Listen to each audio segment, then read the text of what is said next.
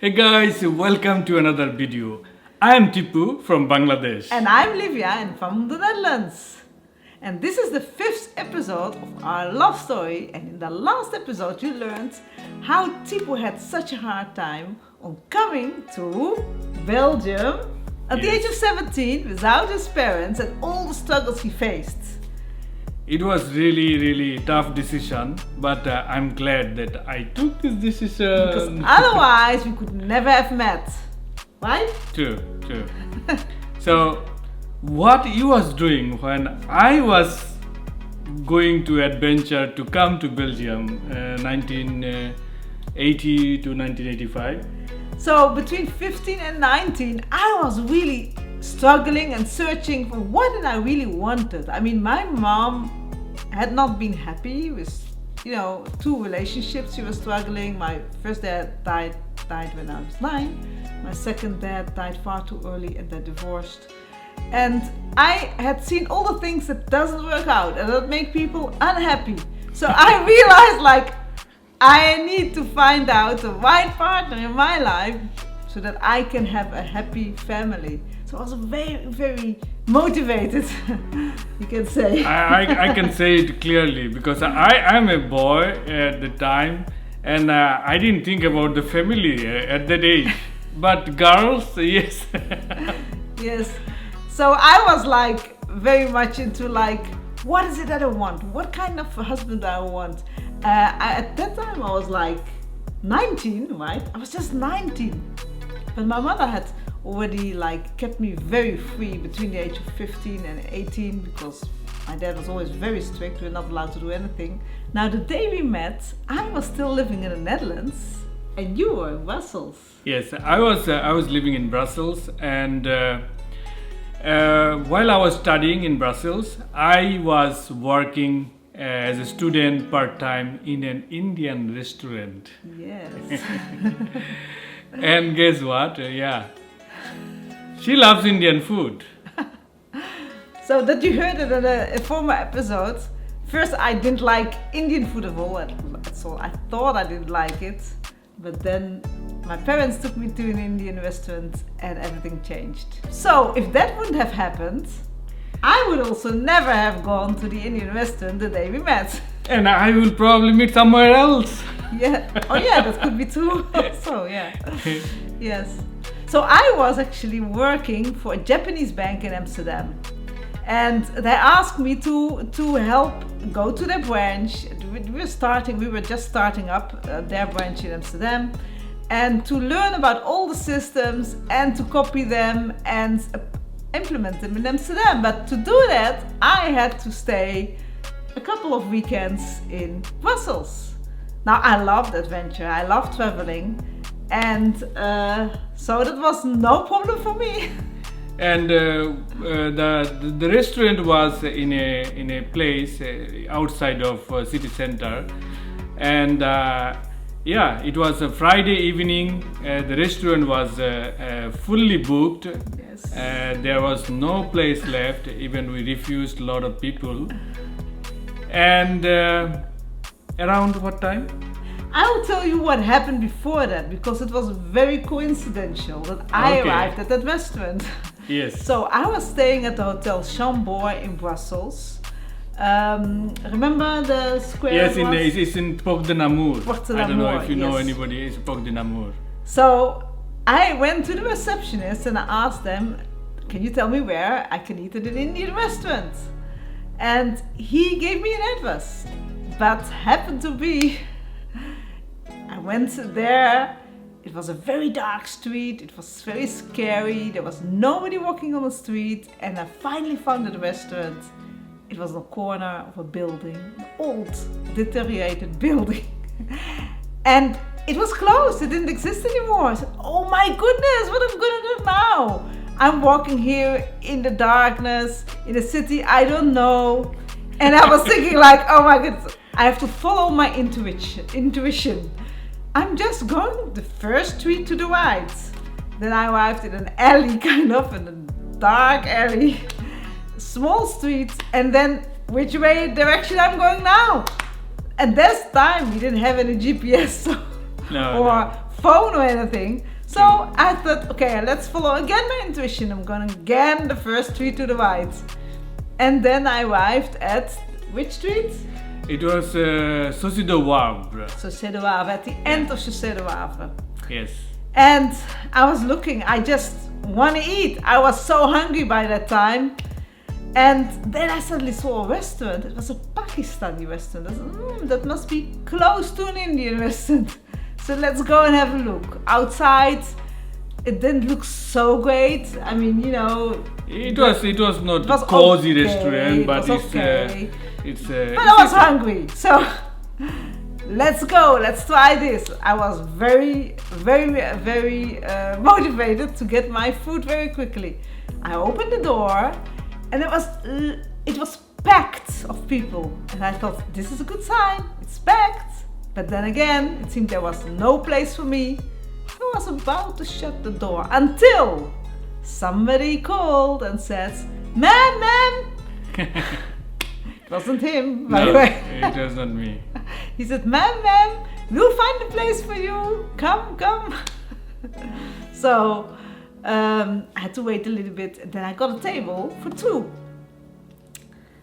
And it was, I hadn't noticed him yet at all. I was just getting my place. But I noticed, I saw someone came inside because, I had to be responsible to watch who is sitting, who is going out, and the owner was not there. So I was working alone with some help.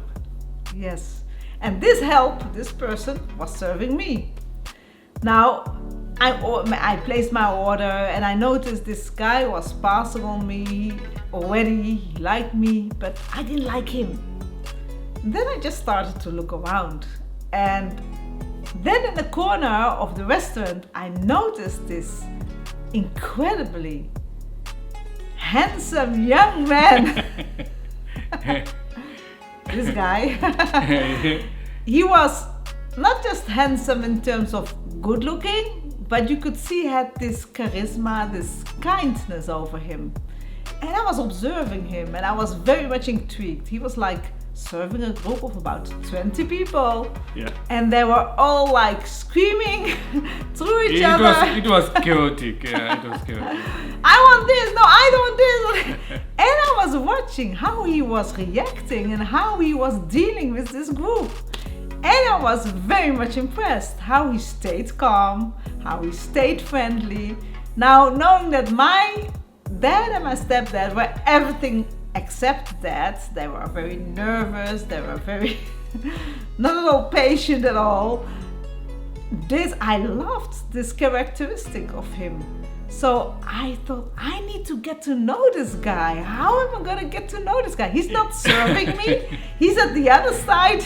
He's busy with this group. I'm at the other side of the restaurant. How can I get to know him? Yeah, it was so difficult for me that day, because I had to organize those 20 people who are ordering, and I have to serve them drinks, and also I have a couple of other tables, and that guy who was helping me, he was just sometime comes, so he doesn't know a lot of things.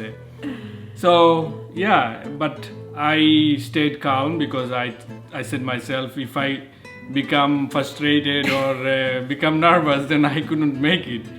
So also it was an experience. I already worked like a couple of months or even years, I think, in that restaurant. So I know more or less everything. So it helps me. Yes, and then I needed to become very creative. How can I... And by the way, I was not serving you, eh? No, he wasn't serving me at all. I needed to become very creative. How can I get this guy to me from far away? And I thought, you know what? When he passes by, I'm going to ask him for a drink. And guess what? Of course, the moment arrived that he passed by. And so I said, excuse me, sir. Can I have a drink, please? Yeah, the funny thing. Can I have an orange juice, please? And funny thing is that she asked me to give another glass of orange juice, and I saw her glass is full. the glass was served like maybe 5 minutes before, and she's asking another one. I say, you have still a full glass of orange juice. I said, no problem, just give me another one. And then he went to get this orange juice, and then I said, okay, what I'm gonna say, right? I want to have a date with this guy. How am I gonna do this? And I already had the impression that he was kind of a shy person. And that it was not for me dating. I don't know what is dating, but of course, I saw her very sympathetic, different. It was maybe another charm. I saw her different girls than the other girls that I saw in Europe. So I thought, okay, how I'm gonna ask this guy for a date? I'm not gonna ask him directly, right? So I'm gonna ask him indirectly. So when he came, I said, do you know, I'm from the Netherlands, I said, and I don't know Brussels. Ah, yes. And do you know a nice place to go out? I said. She came alone in Brussels and she doesn't know where to go. Yes. So, and what did you say to me? I told her that actually it was true that day me and my friend supposed to go out. Sometimes we go out together and spend some hours after the work. Going to drink somewhere or sit somewhere. So I said, we are going out in the city center. If you would like to come with us, you can join. I didn't ask her. Oh, I will take her. I take you to. No, I was not so. I didn't show her that I'm interested. So I was thinking, oh my goodness, my first date is going to be with two guys. But I said, okay, I have to go for it. I said, okay. I said, you can come and pick me up from my hotel at this and this address. And for me to going to pick up middle of the night, or it was almost after midnight, and going to pick her up from the hotel, I found it really not, it didn't suit in my character, So I said, no, just sit down, I will finish very soon and the group will go away, So I give her a place not far from the bar, in front of the bar, where I can see her also, and I said, do you want to drink something more? She said, no, I don't want to drink anything, And she was sitting there. And then I thought, how am I going to spend my time? I was reading this menu over and over again. I was damn bored. What happened is that she was waiting, and I thought the group will go after eating, but because of Saturday, and they just stayed there asking drinks, and they are spending a good time with the friends. It was, I think, birthday party or whatever. And they are not leaving there, and I cannot throw them out from the restaurant, and she is waiting just next to me. And so I say, oh, just a couple of minutes more, they will leave, and then we can go. Guess what? This couple of minutes became like at least 1.5 or 2 hours. Right? Yeah. It was really like, but I didn't give up. I didn't give up. I was patient, and I just studied the menu all over again. And then I thought, what a disaster, I asked her to wait, and the people sitting in the restaurant, they don't go out, and until they don't go out, I cannot close the restaurant. And I did try again to convince him. Isn't it better that you come to pick me up from my hotel, right? It's not far for him. From here, I mean, at least I can wait there. And what did you say? Yeah, just wait. You waited already long time. I'm sorry. My friend is on the way, so just wait.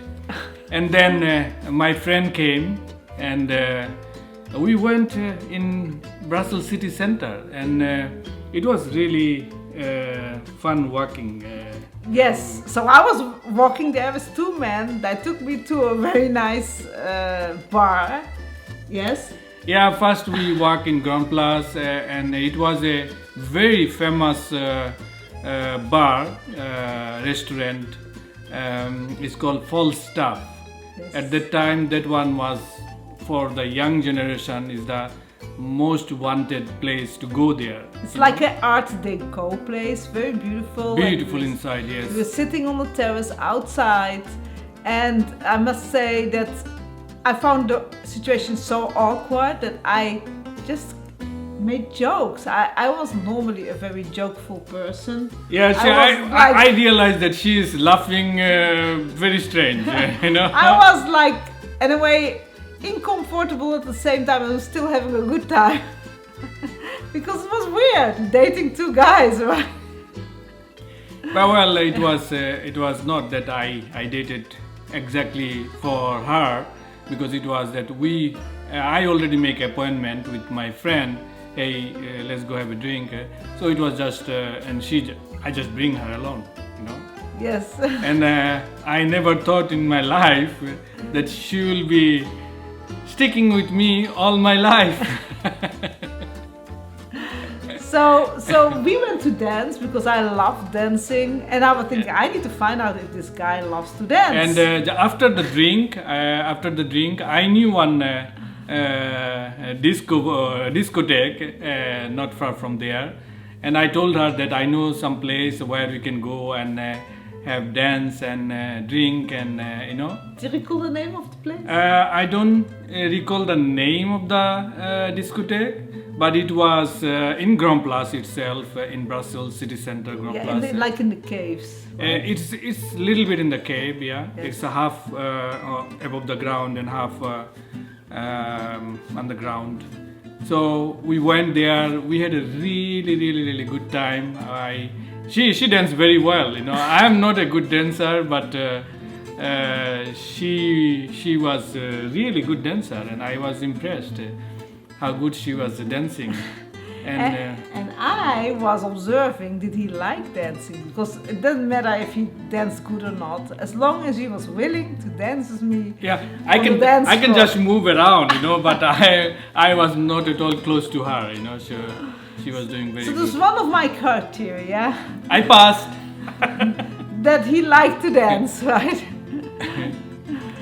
Yes, but I didn't knew that she was really looking those kind of things. I was just spontaneous. I was doing my things, you know, but she was looking how I am, if I am a good person, all these things. That's not in my vocabulary. I wanted to see if this guy was worth dating another time, right? So I was very much observing and to see how much he was like trying to pass on me, right? True. And that night it went very well, and next day we have again an appointment, you know, because it was Saturday. So she asked me to come to pick her up from the hotel. And this time I say, okay, I will come because I know her. She's good person, you know. So I came to the hotel, and yeah, we went to a park, right? Yes. Yes, it was sunny weather in Brussels, and it was very good weather, very bright day, and everything was going as God planted, probably. And I was still observing and questioning, because the first date went well. I had the impression he was a kind man, he was a caring man. I had the impression he was a leader when I saw him like standing there, you know, managing the table of 20 people. And now I needed to find out more about his past. I needed to find out what kind of family he was from, you know? Because yeah, and she was asking all kind of questions about my family, why, you know, how many brothers, sisters, and why I came Belgium, if there anybody else in Belgium, you know.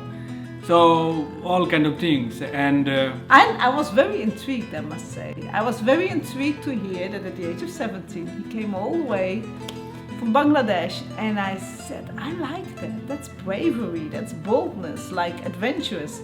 I had myself just traveled for 1 month to Europe when I was 17, and I traveled for 1 month to the United States, from Los Angeles to New York, for 1 month as well at the age of 18. So I was adventurous. So one of my criteria was this guy has to be adventurous, and he was. I was adventurous from young age. I remember without saying a lot of things, secretly I did travel with my friends in Bangladesh. We just went from Mymensingh to Dhaka without saying in the family that we are going to Dhaka, and we spent all the day in Dhaka, and evening we came back Mymensingh. But yeah, I was adventurous all the time. You also went to the south of Bangladesh, right? Oh yes, I also went with my friends Chittagong hill treks. It was a very good decision that I went there. I loved how much effort he did, because I asked him about his French. Your French was quite reasonable at that time. At that time I was learning French, and my French was quite reasonable. I can talk everybody, and it was quite good French. I learned quite good at that time. I was impressed also because he spoke Bangla, he spoke Urdu, he spoke Hindi, Yes, and then true. he had learned French, and I at that time I spoke German, French. She is also she I- speaks a lot of languages. At that time I spoke Dutch, English, French, German, some Spanish. I was learning Spanish as well, and some Norwegian. So yeah, so Yeah, but the one thing was that that day, Saturday, it went very well. We went to that day we didn't went to eat outside. It was next day. yes. Yes. Did you cook for me that day? No, Was it that way? no. Was it We next- went to Yes. Sunday. I think it was Sunday evening. We went to a Chinese restaurant. Yes. That was really fun as well. And then we talked a lot of things when we went to the Chinese restaurant. Before that, I didn't ask too much question about her. Just what you're doing and so on. But when we went to the Chinese restaurant, I found her. She's very intelligent, attractive, and yeah. But I didn't have anything in my mind that this is a girl that will be my future wife. It was not in my vocabulary. And I was still like discovering, right? For me, the moment that I really knew he was the guy was a couple of days later, right? Definitely, yeah. And then So what happened is, of course I had to go back to Amsterdam because I was working in Amsterdam, and I was just there for the weekend and then for a couple of days for my so work. she stayed there Monday and Tuesday. Yes. Yes. And Monday she didn't have any time, so I think we didn't met Monday. No. Yeah. And then she told me that she is leaving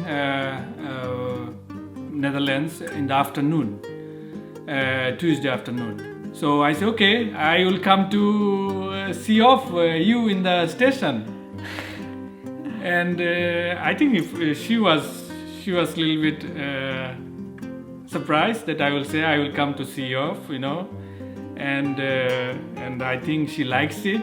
Yeah, I like it. Okay, that's a good sign. I said, he likes me enough to see me off. Yeah. So I came to the station, and I saw she's standing there for me, and we went to the platform together. Yes.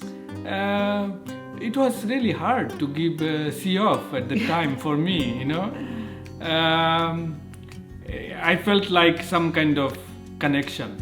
Yes. But I don't know, I don't know what it is, and I felt like there is some kind of connection, and I felt like my stomach become empty.